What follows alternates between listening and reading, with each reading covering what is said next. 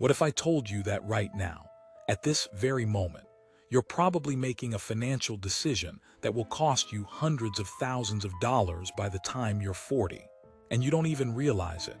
I'm Tom, and this is Tom Thinks. I'm here to cut through the Wall Street jargon and give you the real talk on your money, even if it hurts your feelings a little bit. Debt Domino Effect. Look, let's start with the most obvious but most ignored mistake.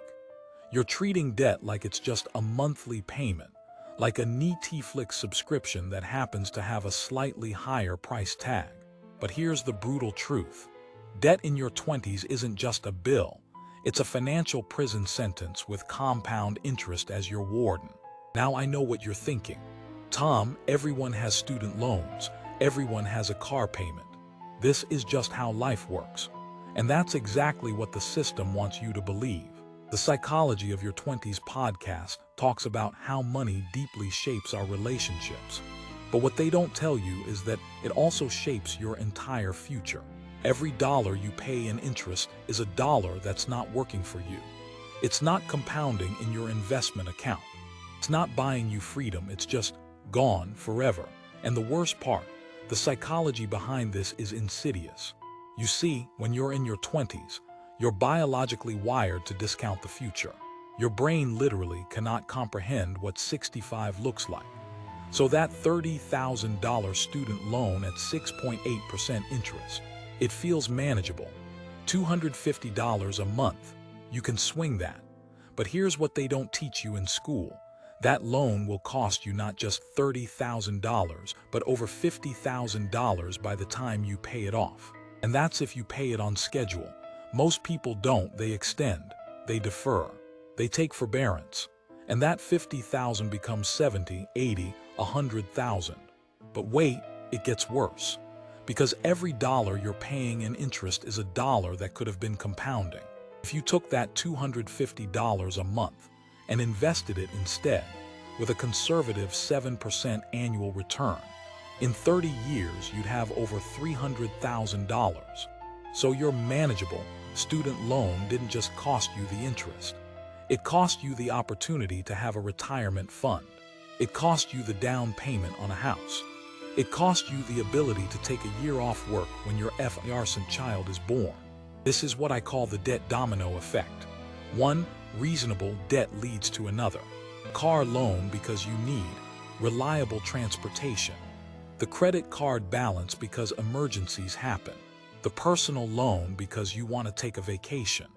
Before you know it, you're 35 years old with $800 a month going to minimum payments, living paycheck to paycheck, wondering why you can't get ahead. And the psychological toll. The Psychology of Your 20s podcast mentions how money stress affects relationships. But it's deeper than that. Debt creates a scarcity mindset. It makes you risk-averse. It kills entrepreneurship before it's even born. How many brilliant business ideas die in someone's head because they can't afford to quit their job and take the risk? How many career advancements are missed because you can't afford to take a lower-paying job with better long-term prospects? The system is designed this way. Banks make money when you're in debt. Employers benefit when you're too scared to leave. The entire economy is built on your monthly payments, and you signed up for it before you even understood what compound interest was. Now here's the secret. The earlier you attack debt, the more powerful you become. Every dollar you pay off in your 20s is worth exponentially more than a dollar paid off in your 40s, because that dollar stops working against you and starts working for you. But we'll get to that. Fiarson. We need to talk about the second expensive mistake you're probably making right now, the lifestyle inflation trap. Moving on to mistake number 2, and this one is psychological warfare at its finest. You finally get that raise, that promotion. You're making $10,000, $20,000 more than you were last year. And what happens? Your lifestyle magically expands to consume every single extra dollar. This isn't an accident. This is how the human brain works. We're terrible at relative thinking. We're amazing at keeping up with the Joneses. The Psychology of Your 20s podcast touches on comparison in hyper-competitive spaces, but they don't connect it to the actual dollars and cents. Here's what happens. You make $40,000, you live in a shared apartment, you drive a used car, you cook most meals at home. Then you make $60,000. Suddenly, you deserve your own place. You need a newer car. You eat out more because you're busy with work. Before you know it, you're spending every dollar you make, just at a slightly higher level of comfort. And here's the brutal math. If you're 25 years old and you get a $20,000 raise, and you save and invest just half of that extra money, $10,000 a year, with a 7% return by the time you're 65, that decision alone is worth over $2.2 million. $2.2 million. For what? For not upgrading your apartment immediately, for keeping your car for one more year, for meal prepping on Sundays instead of ordering DoorDash every night. But your brain fights you every step of the way. Because in your 20s, your identity is still forming. You want to signal success. You want to show your friends, your family, your dates that you've made it. And nothing signals success like visible consumption. The nice watch, the trendy neighborhood, the vacations with perfect Instagram photos. The system encourages this. Social media is literally designed to make you feel inadequate, so you'll buy things to feel better. Marketing targets your demographic specifically because they know you're impressionable and your habits aren't set yet. And the credit card companies, they're counting on it. They give you that higher limit right when you get the raise. They offer you 0% financing on that new furniture. They make it so easy to spend tomorrow's money today. But here's what they don't tell you. Lifestyle inflation is the silent killer of wealth building. It's not the big, obvious mistakes that destroy your financial future. It's the death by 1,000 cuts, the $5 coffee every morning, the $100 bar tabs every weekend, $200 monthly subscription services you barely use. These small leaks sink great ships. And the psychology is even more insidious when you consider relationships. The Psychology of Your 20s podcast episode on why money deeply shapes our relationships hits on this. When you're dating someone with expensive tastes, or when you feel pressure to keep up with your friend group's spending, you're not just spending money. You're locking yourself into a lifestyle that requires you to keep earning at that level forever. You're eliminating your options. You're making yourself dependent on that paycheck. And what happens if you lose that job?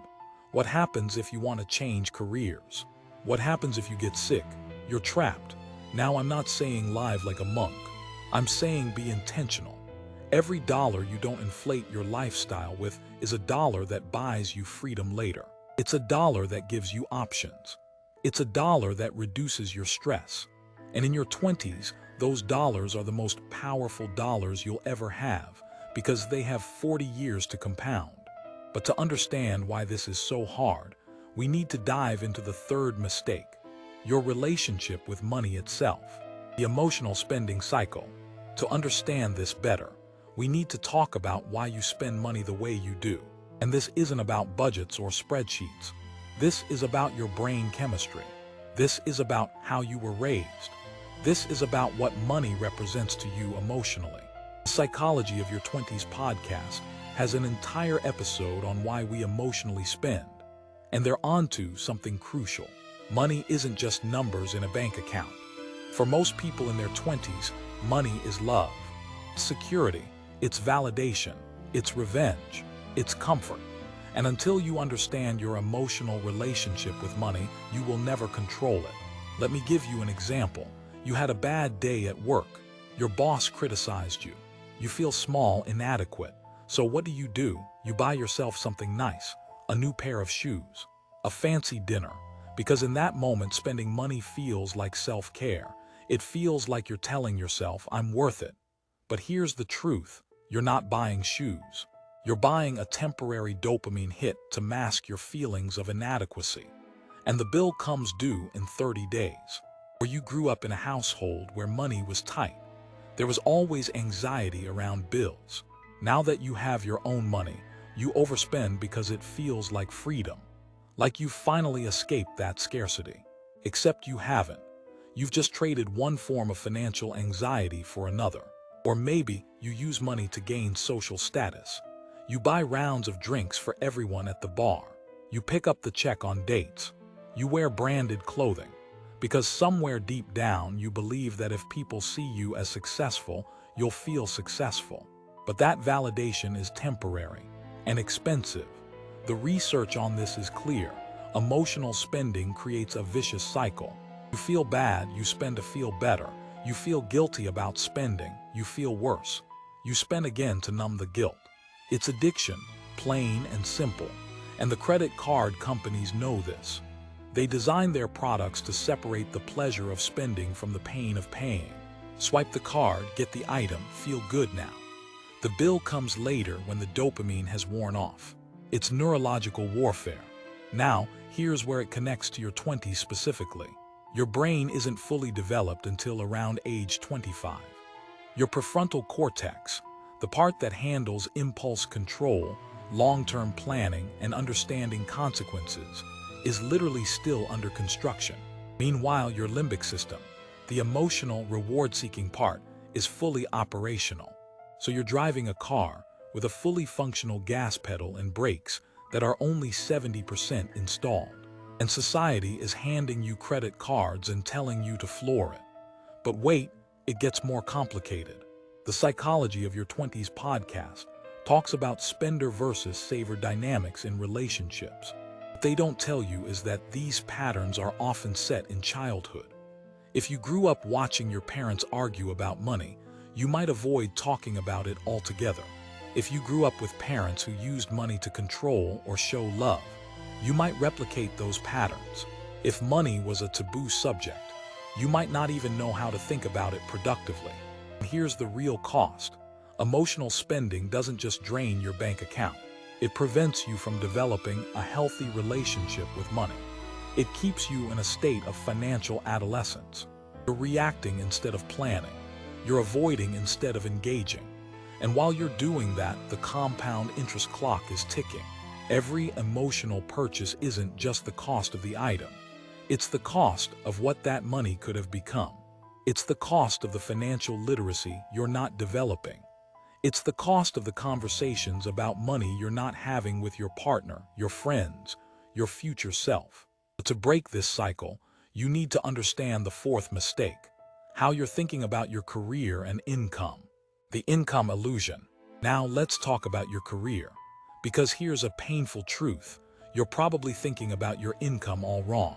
You're focused on the salary number, the prestige, the title, but you're not thinking about the actual mechanics of wealth building.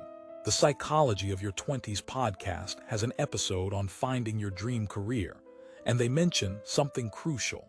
Your dream job probably doesn't exist.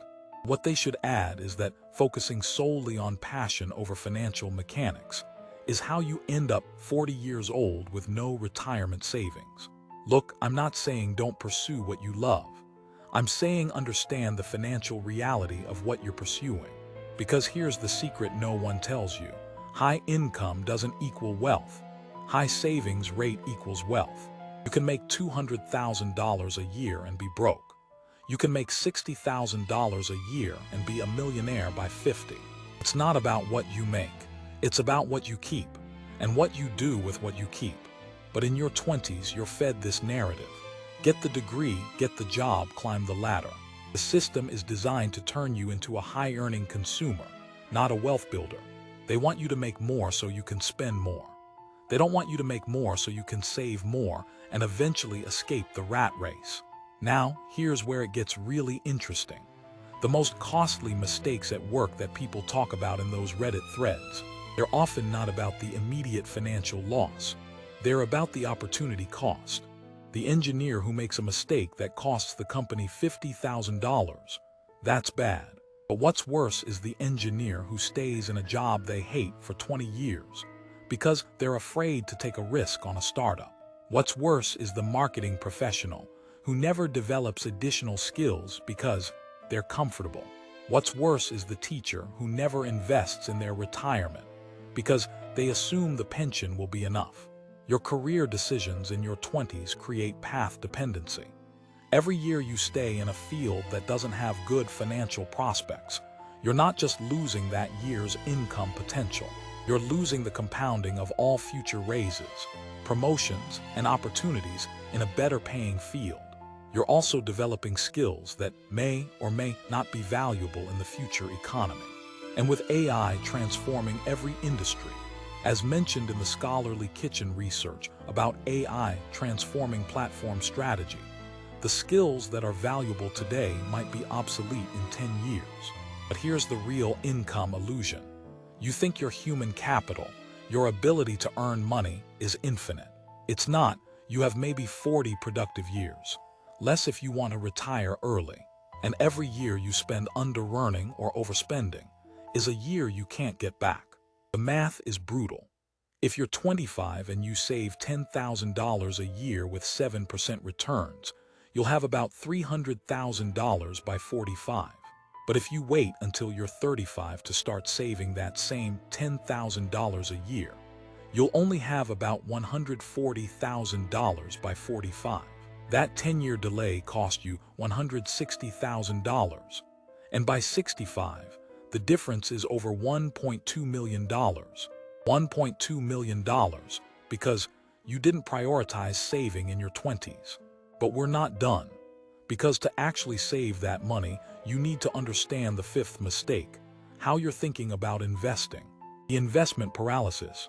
Stick with me here because this is where it gets interesting. You've probably heard you should invest. You know about retirement accounts. You've seen the charts about compound interest. But you're not doing it, or you're doing it wrong. And I'm going to tell you why. Let's talk about the psychology. Investing feels risky. It feels complicated.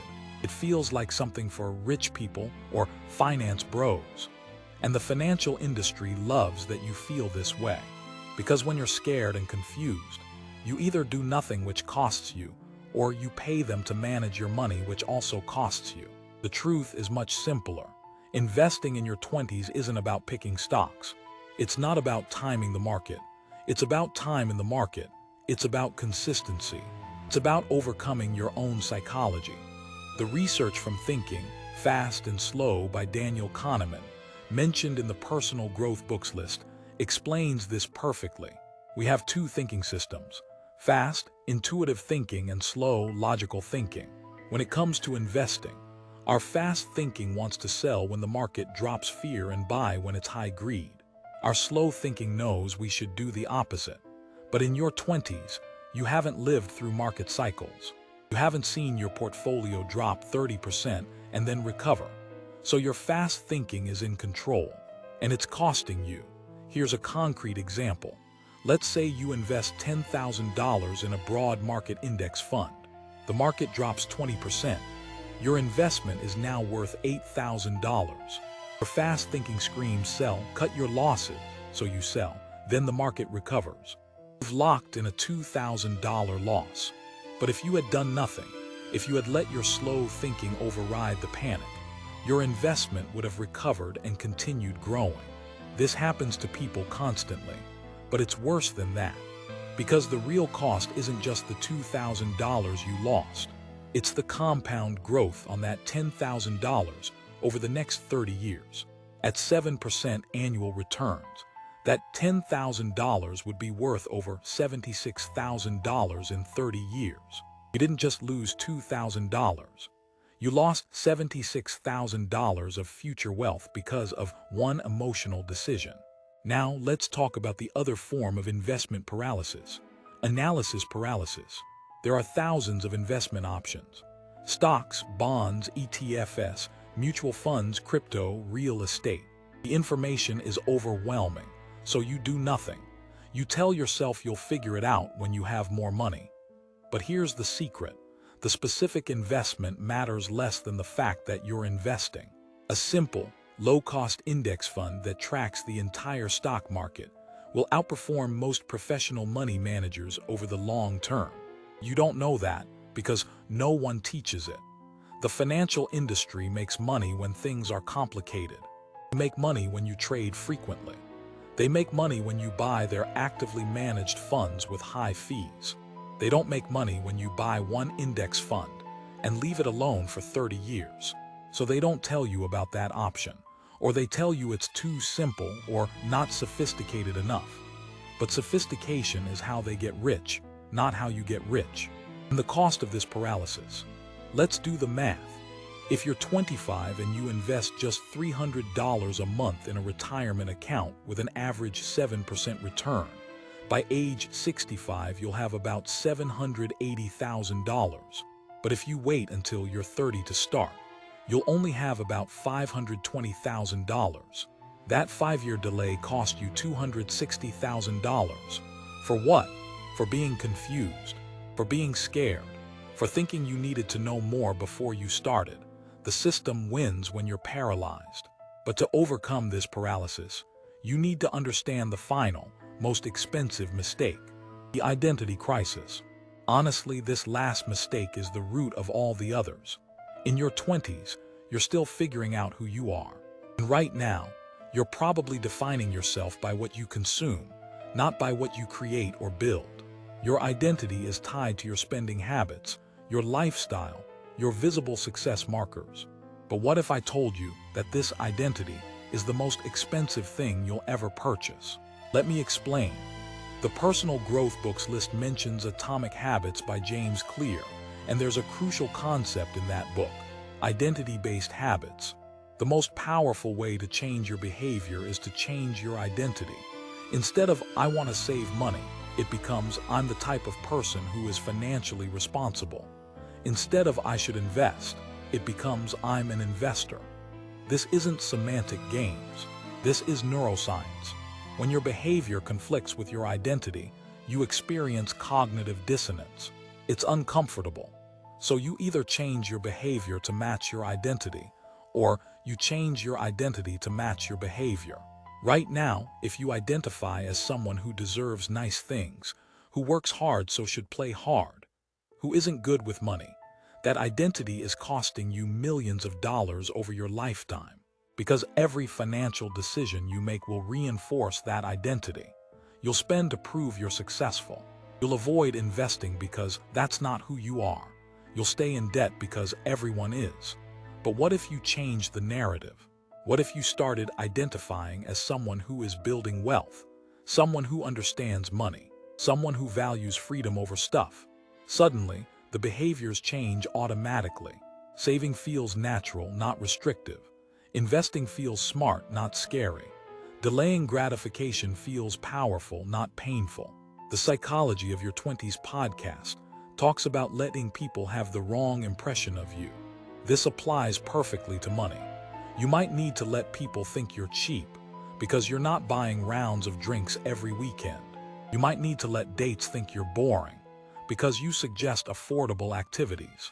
You might need to let your family think you're too focused on money because you're actually planning for your future. Here's the truth: the people who matter won't care, and the people who care don't matter. Because in 20 years, when your friends are still living paycheck to paycheck and you have financial freedom, who will have made the right choices? Now, let's connect this to everything we've discussed. Your identity affects your relationship with debt. If you see yourself as someone who doesn't carry consumer debt, you'll pay off your credit cards every month. Your identity affects your lifestyle inflation. If you see yourself as someone who lives below their means, you'll save raises instead of spending them. Your identity affects your emotional spending. If you see yourself as someone who deals with emotions directly instead of shopping them away, you'll develop healthier coping mechanisms. Your identity affects your career choices. If you see yourself as someone who builds wealth, not just earns income, you'll make different career decisions. Your identity affects your investing. If you see yourself as an investor, you'll educate yourself and take action instead of staying paralyzed. The research from Mindset by Carol Dweck, also in the Personal Growth Books, shows the power of a growth mindset. You can develop financial skills. You can learn about money. You can change your habits. But you have to believe it's possible. You have to believe you're the type of person who can do this. And here's the most important part. This identity shift has to happen in your 20s. Because the habits you form now become the automatic behaviors of your 30s and 40s. The neural pathways you build now become the default settings of your brain. The friends you make now become the community that either supports or undermines your financial goals. So what's the cost of getting your identity wrong in your 20s? It's not just the individual mistakes. It's the entire trajectory of your financial life. It's working until you're 70 because you have to. It's stressing about money every single day. It's missing opportunities because you can't afford them. Staying in bad relationships or bad jobs because you're financially trapped. It's the quiet desperation of knowing you could have done things differently. But here's the good news. You're in your 20s. You have time, your brain is still plastic. Your habits are still formable. Your identity is still malleable. You can change everything, starting today, starting with one decision, one identity shift. One small action that says, I am someone who builds wealth.